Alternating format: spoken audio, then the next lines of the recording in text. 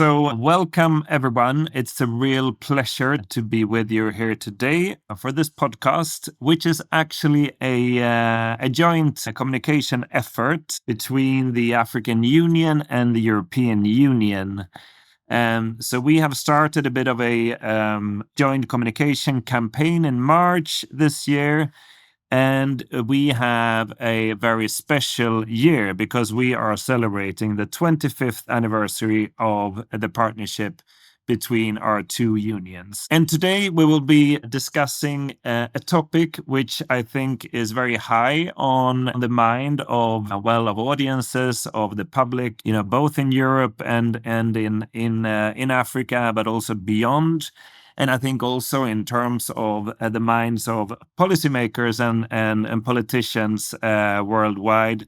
And that is the topic of misinformation, disinformation, and information manipulation. We will get into, discussing those topics more in detail to make sure that we're all on the same page. But I just wanted to say from the outset is that we are here really talking about a global challenge for our democracies. So I'm Jakob Tam. I work here in a team in the European External Action Service that is really all about addressing foreign information manipulation, interference, including disinformation, but more from a sort of foreign policy perspective. And I have the big pleasure to have with me here today two very experienced, prominent people that are part of this global community fighting disinformation and misinformation. And that is Mr. Gibi Moses and Stefan Munges. But I will pass the floor directly to you to introduce yourselves. I am Gibi Moses Korsuk from Africa, to be specific, South Sudan, Juba. I'm an African Union Media Fellow, and my area of specificity is fact-checking or fighting misinformation. Currently back home, I am the programs manager for a fact-checking organization called the Clarity Desk. Thank you. My name is Stefan Müntges. I'm the coordinator of the European Fact-Checking Standards Network. We're the Association of European Fact-Checkers. Currently, we have 62 member organizations from 36 countries. So our conceptualization of Europe is wider than just the European Union. I've previously worked as a journalist for 12 years in broadcast journalism, and in academia, I managed the Research and Journalism Education Institute. And then I got into fact-checking. Okay, thanks a lot for that. I just wanted to highlight two recent studies in that sense. One is the Public Perception Survey of the World Economic Forum Global Risks Perception Study, which actually rates information and disinformation as among the top short-term risks facing our societies today. There was also another study commissioned by UNESCO, I think this one back in 2023, we're asking citizens in 16 different countries across the world if they thought that disinformation and misinformation would impact decisions on elections in their respective country. And there you have 87% that actually responded yes to that question. I mean, just to make sure that we're on the same page here from the outset when we speak about this topic, because it is a topic that have many, many names. And I think, different things come to different people's minds when we think about it. I mean, we talk about fake news, propaganda, misinformation, disinformation, foreign information manipulation. I think there are many different words that are being used. So could I just ask you if we can first just define what is actually misinformation and how that differs from disinformation? Yes. I'll start with the disinformation. Disinformation, this is false information deliberately created and spread to deceive, mislead, or manipulate a person or group of people for malicious or deceptive purposes. This misinformation now, this is information which is somebody shares without knowing that it is wrong information, but it is wrong information. And then there's also another one that we have not mentioned about. It's called malinformation. Malinformation is right information which is let out or spread with intention of causing harm. I know that this information is wrong, but because I want to hurt you, then I let it out or I spread it out. So the two, mainly the misinformation and the disinformation, can start with the misinformation, then somebody turns it into a disinformation. Or it can start with a disinformation, then someone, because he doesn't know that is the wrong information, he will spread unknowingly or unwittingly. I think GB Moses made the point quite succinctly. The main difference between misinformation and disinformation is the intent. With disinformation, the intent to cause public harm. It's a bit tricky because in Europe, we sometimes use the term also more broadly. For example, we have what's called the Code of Conduct on Disinformation in Europe, which is like a big code which is signed by various stakeholders, including big technology companies. And this code conceptualizes disinformation more broadly. It also encompasses foreign information manipulation and interference under this umbrella. And it also encompasses influence operations, so the use of inauthentic engagement, inauthentic accounts, bots, sock puppets, the likes, basically anything to covertly manipulate public opinion. So this is sort of the broader interpretation of the term. We can discuss what makes more sense in what circumstance. Okay, so thank you for that. I think much clearer now what we're talking about when we say misinformation and disinformation. I would just like to add one thing on that, and that is another term which we refer to as information manipulation and interference.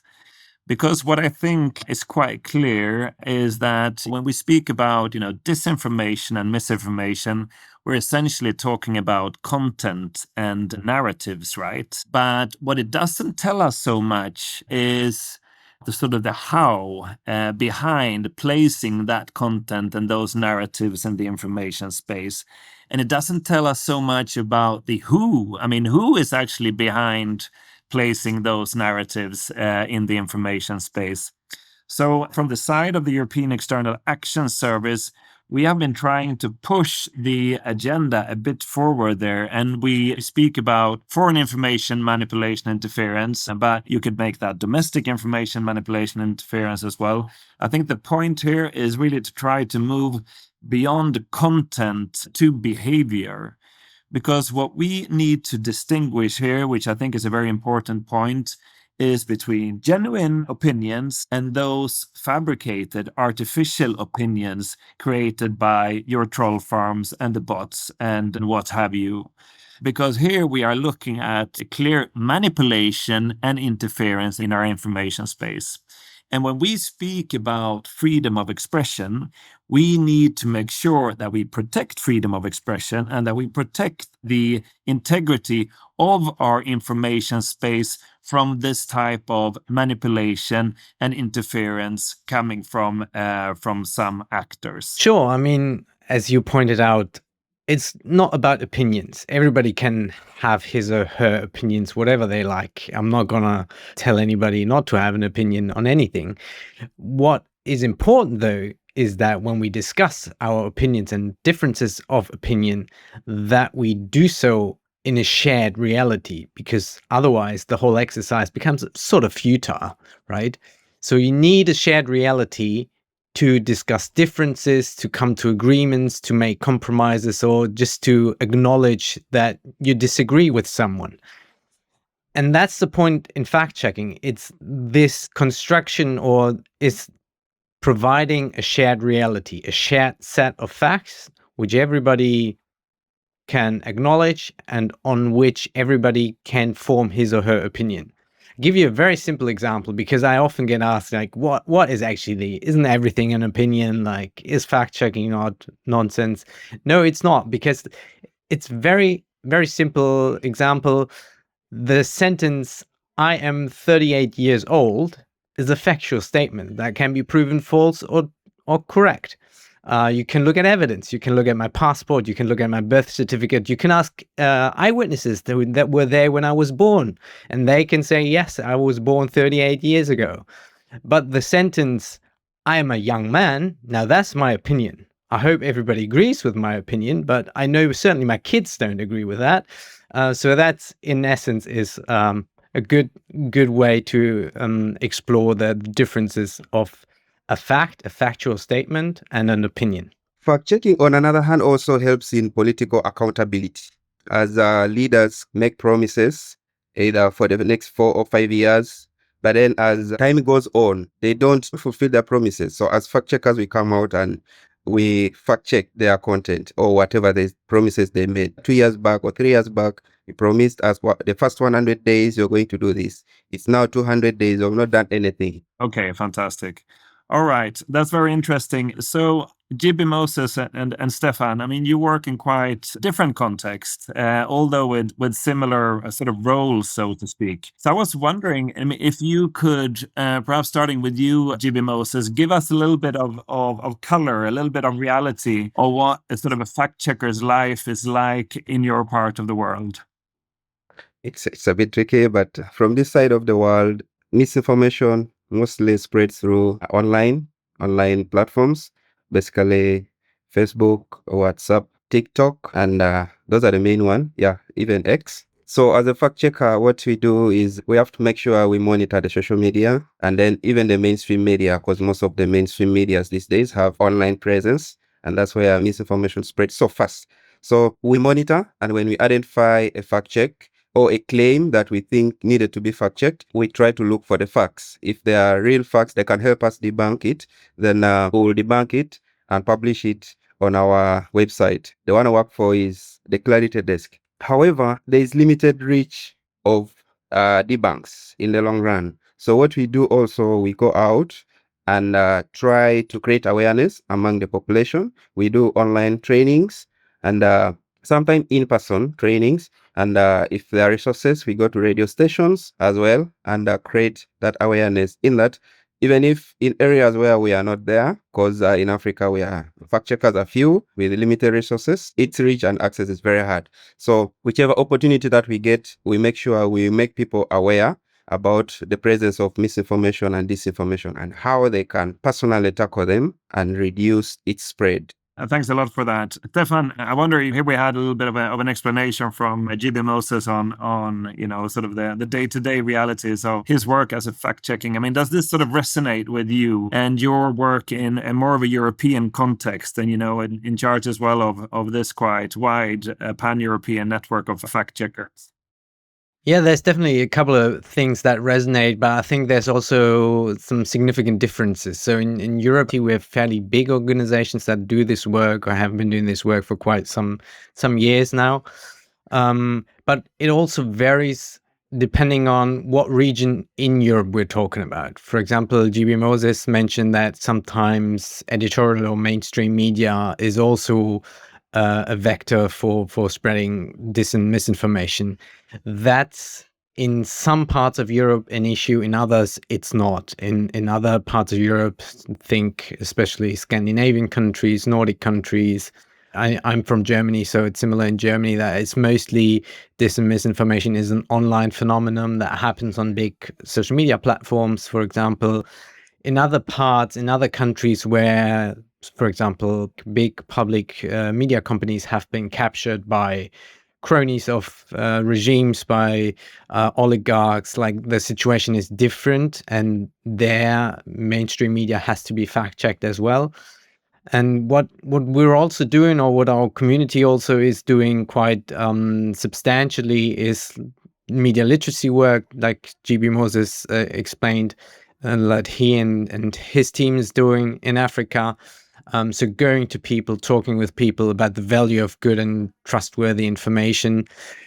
What's also a big part of the work of fact checkers in European circumstances is the work on technological solutions. So we have several member organizations that work on providing tech solutions, monitoring software, etc., to fact checkers to survey and monitor information spaces. And what's also, I think, is quite different from most other parts of the world in Europe is that we, as a fact-checking community, do a lot of advocacy towards the European Union. So there's a strong digital rulebook in the EU, and we try to provide our insights and our expertise to inform the implementation of this rule book. So we hold platforms, we hold national governments to account so that freedom of speech and the fight against misinformation are properly valued. Thank you. About the part on advocacy, you were speaking, Stefan, advocacy in relation to EU institutions, the legal frameworks and all of that. I know that GB Moses, you have also been engaging in cooperation with the African Union, and you have developed this toolkit. I was wondering if you could just briefly, in a few sentences, tell the audience what that toolkit is about, because it sounds very relevant indeed. We were two, as you can see, we produced two. So my idea was about the election fact-checking. Then my colleague's idea was about civic tech, because as I said earlier on, we see misinformation spreads much through online platforms or through technology. So to counter it, at least we need some kind of technology or tools. So then we bring in the element of the media literacy. So we collected all the tools that we see are very necessary in elections or in fighting misinformation during elections, beginning with the definition of what is election misinformation. What is the harm, the dangers, why should people be able to avoid it or to identify it? Yes, given the African Union as being the African house to house us, individually it was very hard for us to make our voice reach some more people. So when we got the opportunity at the African Union as media fellows, we had to bring this tool in and to spread it, we had to develop the tool so that it can reach a lot of people. Secondly, in Africa, there's also Africa Facts Network. We reached out to them for some expertise or some knowledge in developing this tool. And when it was developed, African Union helped us in spreading it. We also sent some copies to them, to the African Facts Network, so that it can reach a lot of people. Okay, thanks a lot. Already, a takeaway for me in this discussion is that a fact-checking organization, a platform, a network is actually a lot beyond fact-checking as such. So I think what we heard from both of you is that certainly fact-checking misinformation, disinformation online or offline, but that's only part of the work. You are also engaging in public awareness raising, and I think what you just explained there, GB Moses, is an example of the type of assistance, of help you provide to the public as well to do their job and they take their responsibility in terms of the consumption of information, providing tools and this type of guidance. And then also, I think, Stefan, the more political work and the policy work of advocacy and so on. If we can just, slightly shift to another question, I think it's fair to say that, the fact-checking community is really on the front lines against disinformation and misinformation. And we know that the front lines can be quite a challenging place to be. So again, from your sort of personal experience and also what you hear from your colleagues in the field, from your partners in the fact-checking networking community, if you could give the audience a little bit of a sense of what you see as the main challenges facing the fact-checking community today. Perhaps I can start with you there, Stefan. Sure. So, where to start? So we're facing several challenges. Most substantially, I think, is the democratic backsliding that we see in several countries that goes hand in hand with the repression of free press, of freedom of speech. We have, for example, member organizations in Georgia, which are seeing a crackdown by increasingly authoritarian government. They are literally being prosecuted for doing fact checking, which is quite worrying to us. We have seen other cases in which fact checkers get harassed, get attacked. One of our member organizations from Serbia, their offices were raided by police under false pretenses. So this sort of really full force state sanctioned repression, that's a big worry. We also see there's increasingly attempts to delegitimize fact-checking and journalism. The Russian state propagandists have started delegitimizing fact-checking by imitating some of the instruments of our community, which is a bit subversive. But we also see that the most important players in the information ecosystem, namely big technology platforms, are retreating from the fight against misinformation. Yeah, thank you. Yeah, if I can add on Stephen's ideas, we also look at, beginning from the platforms, we also look at YouTube has been giving the IFCN some funds to fight misinformation. Mid this year, they withdrew and they said there were some funds which were still in for use, but they said you can do anything with the money, but make sure you don't mention us. So it looks like everybody is running away from fact checkers, abandoning fact checkers, making us look as if we are bad, we are doing something bad. And then secondly, another challenge is that the misinformers, the one we are fighting, being on the front line, they are more resourced than us, beginning from human resource, even monetarily. They have a very big network.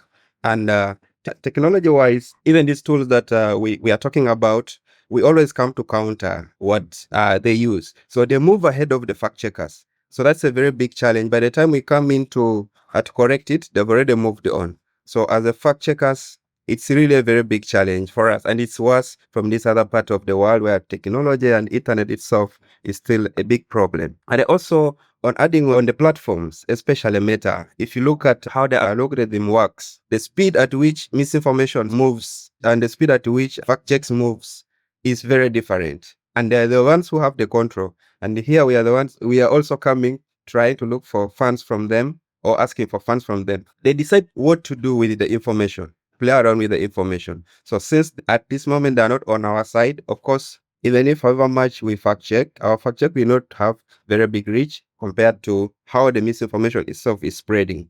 Yeah, thank you. I mean, challenging situation. I mean, if I hear you correctly, I mean, we're talking about challenges from various fronts, so to speak. I mean, starting from the context in which you are working, the politics of it, the financial aspects of it, but then also in terms of how the sources and the actors behind disinformation are changing, and that you're many times up to against quite a massively resourced adversary, so to speak. I think you both mentioned that. So my sort of next set of questions would be a little bit on the future in terms of fact checking and the way forward. Because, of course, if we consider that, like we saw in this World Economic Forum perception survey that rated, misinformation and disinformation among the top short-term threats facing us, that we're looking really at attacks against our democracies globally. You mentioned, Stefan, democratic backsliding in a number of contexts. And we're really, talking about quite a well-funded, massive sort of disinformation machine out there, if you want. My question then would be, is fact-checking enough? Or do we risk sort of falling into a type of sort of whack-a-mole game, so to speak, when we go chase out misleading or faulty narratives about things? I'm asking you, with your experience, to see what is the future of the fact-checking movement, what measures, what responses need to be there, perhaps also beyond fact-checking, to start to address this global challenge to democracy. I don't know, maybe I'll start with you this time, GB Moses, how you see it from your perspective. Yeah, well, thank you.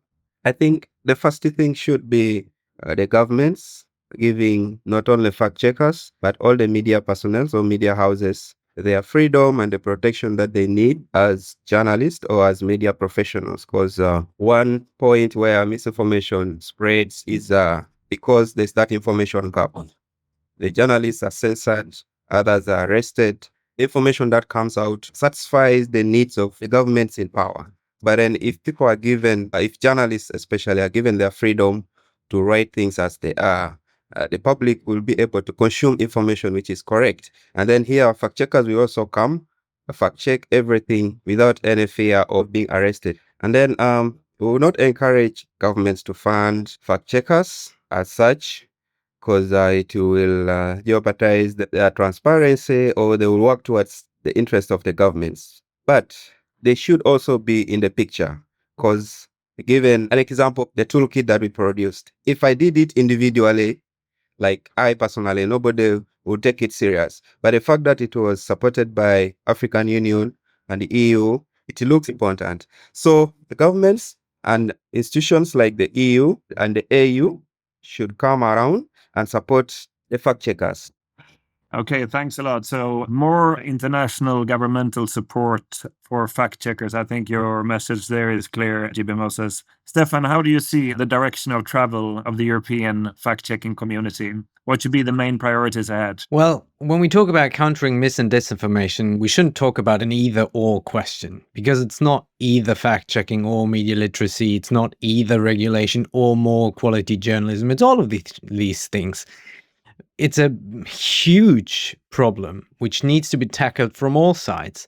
And I think fact checking provides a substantial part of the toolkit to counter it. Just to give you one data point, people see things online and they wonder, is this right? Is this true or not? And they were asked in a very big survey by the Reuters Institute that does the digital news report every year. And they asked people, what do you do? Where do you turn to when you think something might be false or misleading online? And 23% of European respondents said they turn to a fact-checking website, because there are a lot of people out there that want to have accurate information because they understand people aren't dumb. They understand that bad information leads to bad decision, leads to damages for them. Think about simple things. Vaccine misinformation. You can be skeptic as much as you want. If your kid contracts measles and has complications and suffers from that disease significantly, you'll understand that, yeah, maybe you should have listened to better information and vaccinated your kids. So there is an inherent value to trustworthy, reliable information. And I see increasingly that also industry in Europe is seeing the value in that. Good quality journalism, a healthy information ecosystem, is the foundation for economic prosperity. And I think this is something that the institutions, be it in the African Union or the European Union, need to understand. This is not just about democracy. This is about the foundations of our societies. There's a funny story about the two young fish that swim across the water, and they run into an older fish, and the older fish asks the two young fish, "Hey boys, how's the water today?" And they swim past him and go like, "What's water?" Because you don't recognize what you have as long as you're immersed in it. And it's the same with democracy. As long as you have it, and as long as it's working and you're living a fine life, you don't understand and recognize the value of democracy. But once it's gone, and once the foundation for our economic prosperity is gone, that's when people start realizing. And I think we're at this point where people start seeing the negative, very damaging effects of mis and disinformation.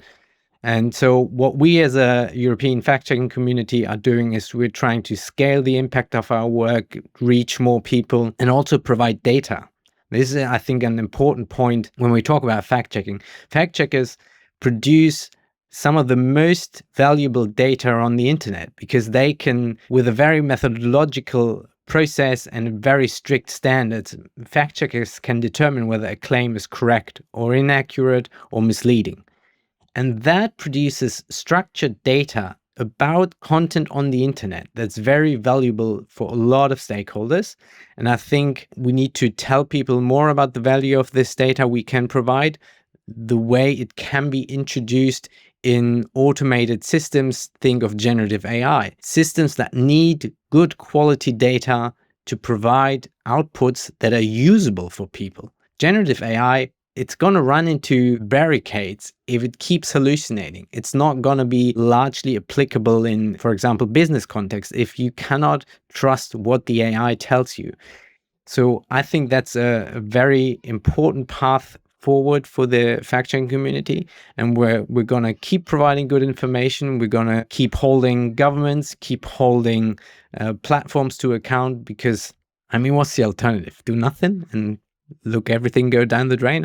That's not what I like to do. Hey, thanks for that. I mean, I think those were really strong points. I mean, it's clear from this discussion that fact checkers, the fact checking community, provide a really essential service to our democracy, and that is helping our citizens access reliable information. And without that information, citizens cannot take, the decisions they need to improve their lives and improve the societies they're living in. And as such, it becomes a little bit the live stream of our democracies. But I think, another really important point I think you both made there is that, of course, there is no one silver bullet to resolve, magically this global massive phenomena, which is disinformation and misinformation, information manipulation. I know you discussed a little bit the concept earlier on as well. But we can only move forward if we work together and if we do so in a comprehensive way between governments, civil society, international organizations. And I think that is very much, the sort of whole of society type of approach is really the only way to go here. And I think, from the side of the European Union, this is really the spirit and the logic of this sort of FIMI toolbox that we have been working on, which is raising public awareness, having a proper understanding of what the situation looks like, building our resilience, to disinformation and misinformation, by support to from the educational sector, media literacy, to the fact-checking community, independent journalism, but also making sure that, as a third point, that we have the proper sort of government policies and regulations in place to be able to ensure the protection of our information integrity. And then, as a fourth line there of action for the EU side as well, is to work with our international partners across the world in terms of addressing this. It's been a really interesting discussion. I wanted to finish off by asking you one final thing. And that's really for our audience as well. I mean, I have the luxury of sitting here with two experts with very prominent experience in fact checking. But I would like to ask you if you could give perhaps your sort of, top three, say, your top recommendations, tricks, tips to the audience in terms of how they can themselves navigate this very complex information space today. How they themselves can do that, fact checking that you do for a living. So I don't know if we can start with you, GB Moses. What are your top suggestions, recommendations for our audience in terms of fact checking the content and navigating this information space? Yeah, thank you, Jacob. Mostly during my trainings, I always tell my trainees that with the fact checking, the first tool is critical thinking. So we should always be skeptical about everything that we read or everything that we find online. So we have to question, first of all, we question the source. And if you found the source is right, then you question the claim in itself. So you don't have to take anything or everything on face value, wherever it's coming from. So that's the first tool that everybody should be equipped with, whether you're a local person or a post holder, whatever status you're having in, you should have that at your fingertips. Then secondly, you don't hear news from one source, or even if it's your favorite and you take it for the right one, you have to verify with the other sources and find out that it's right or not. And then lastly, you also have to make sure you get into contact with the fact checkers. If you cannot do it on yourself, reach out to expert and get help. But you should never consume information without knowing whether it's the rightful one or not. It becomes worse when you go ahead to share it. Because when you share, it's not only ending with you, but you're sharing with the community that consume your information or within your network. Yeah, thanks. Super. I mean, either do it yourself through applying a critical mind, critical thinking, or if not, you ask people that know about this, such as the fact-checking community. I was wondering, Stefan, what are your sort of top suggestions for our listeners?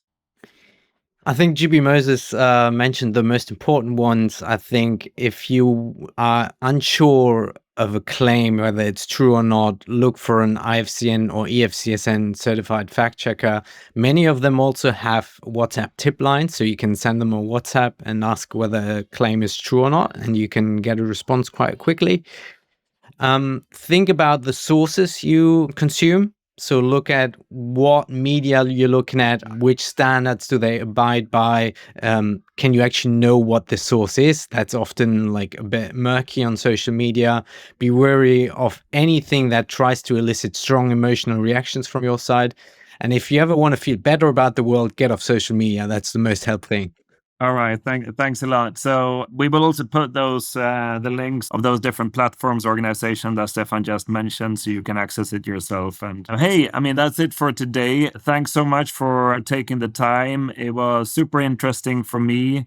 And I'm quite sure that very rewarding and useful for our listeners as well across the world. So a big thank you from the side of the EU and the African Union for taking part in this joint effort to tackling misinformation, disinformation, and, well, information manipulation. Thanks a lot.